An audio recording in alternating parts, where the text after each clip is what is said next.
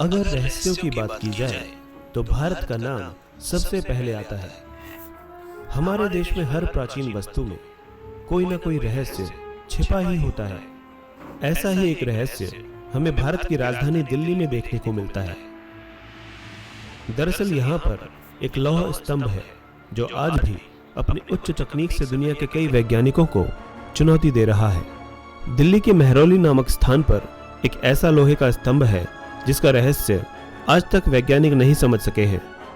लगभग 7 मीटर ऊंचे इस लौह स्तंभ में संस्कृत में कुछ लिखा है, जिसके अनुसार इसे ध्वज स्तंभ के रूप में खड़ा किया गया था। मथुरा में राजा चंद्र द्वारा निर्मित विष्णु मंदिर के सामने इसे ध्वज स्तंभ के रूप में खड़ा किया गया था।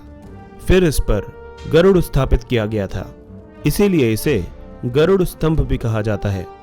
बाद में सन 1050 में आधुनिक दिल्ली की संस्थापक महाराज अनंगपाल द्वारा इसे दिल्ली लाया गया, लेकिन अधिकतर इतिहास के विद्वान इसके निर्माणकर्ता हिंदू सम्राट महाराजा विक्रमादित्य को मानते हैं।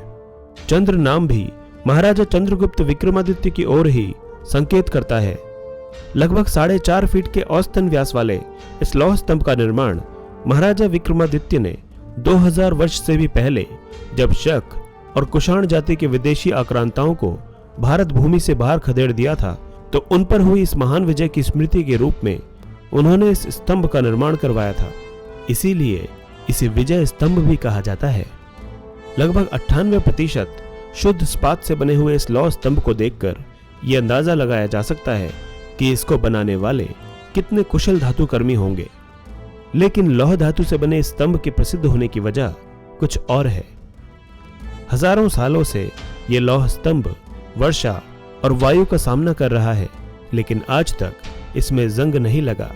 कई धातु विज्ञानियों ने इस पर शोध किया और इसके जंग न लगने के पीछे अपने तर्क दिए, जिनमें IIT कानपुर के विशेषज्ञ बाला सुब्रमण्यम और उनकी टीम का शोध प्रमुख है। IIT के प्रोफेसर डॉक्टर बाला सुब्रमण्यम ने स्तंभ के लोहे की मटेरियल की जांच की। इस जांच में पता चला कि स्तंभ के लोहे को बनाते समय पिघले हुए कच्चे लोहे में फास्फोरस मिलाया गया था। इससे आयरन के अणु बॉन्ड नहीं बन पाए, जिसकी वजह से जंग लगने की गति हजारों गुना धीमी हो गई।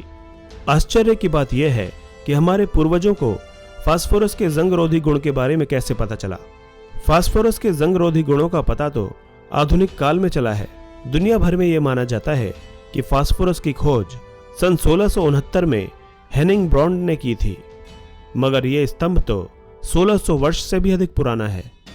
मतलब यही हुआ कि पुरातन काल में भारत में धातु विज्ञान का ज्ञान उच्च कोटि का था। सिर्फ दिल्ली ही नहीं, धार, मांडू, माउंट आबू और कोदा चादरी पहाड़ी पर पाए गए लौह स्तंभ और पुरानी तोपों में भी यही जंग प्रतिरोधक क्षमता पाई गई है। दिल्ली का ये लौह स्तंभ हमारे लिए गौरव का प्रतीक है और हमारे महान इतिहास का प्रत्यक्ष प्रमाण है।